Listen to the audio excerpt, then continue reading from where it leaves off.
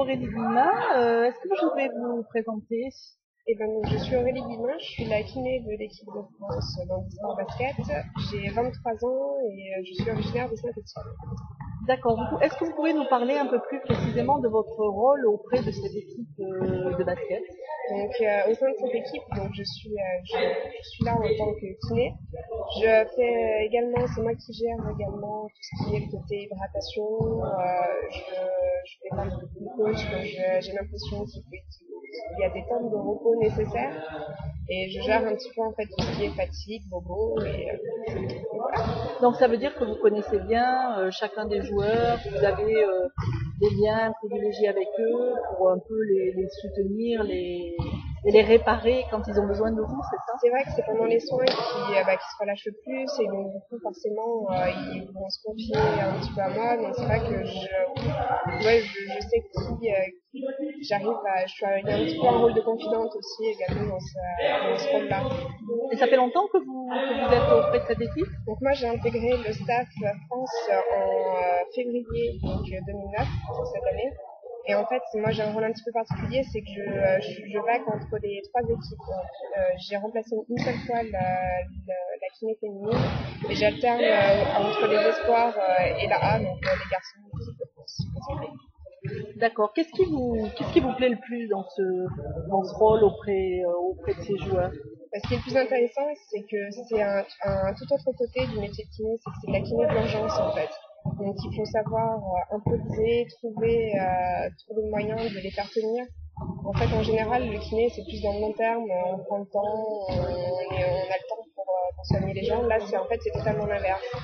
Il faut être le plus rapide possible et que ça soit efficace tout de suite au moment où on a un petit peu des bricolards aussi, un petit peu, il y a des moments, voilà, pour réagir, quoi. Voilà, c'est ça. Et qu'est-ce qui arrive le plus fréquemment? C'est quoi vos interventions, par exemple? Donc, au niveau de l'handisport basket, c'est vrai que les joueurs sont beaucoup sollicités au niveau des épaules et du cou, donc les soins se concentrent essentiellement sur ces parties du corps. Et donc massage du dos également. De toute façon, c'est vraiment le haut du corps qui est sollicité de par le maniement du fauteuil. Et c'est vrai que l'épaule n'est jamais en repos, que ce soit pendant les phases de jeu, lors du maniement, les blocages et également pendant les shoots. À la différence du basket valide, qui le joueur va lui courir et utiliser ses jambes pour se reposer un petit peu. Ok. Qu'est-ce qui est le plus compliqué dans vos interventions? Qu'est-ce qui est le plus difficile pour vous? Les horaires. C'est-à-dire les horaires, parce que en fait concrètement moi j'interviens pendant les heures de repos. Donc quand on a des phases de repos où les joueurs peuvent se reposer, c'est là que moi j'interviens. Donc je finis très tard le soir et le matin que je suis opérationnelle à la même heure qu'eux. Et même pendant les entraînements, il faut toujours que je sois présente, même si j'ai pas grand chose à faire pendant un entraînement. Ça sera toujours au moment où je ne serai pas là qu'il va se passer quelque chose. Donc, par exemple là en interview, par exemple. Voilà, par exemple, il se peut que ça arrive.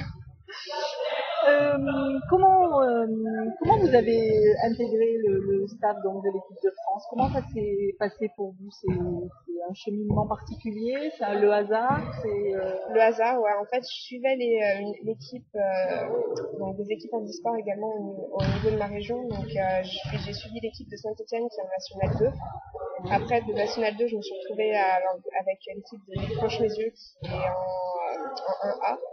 Et en fait, l'équipe de France cherchait un kiné, donc pareil, pour ou aller chez les espoirs ou aller chez les garçons, donc chez l'équipe masculine.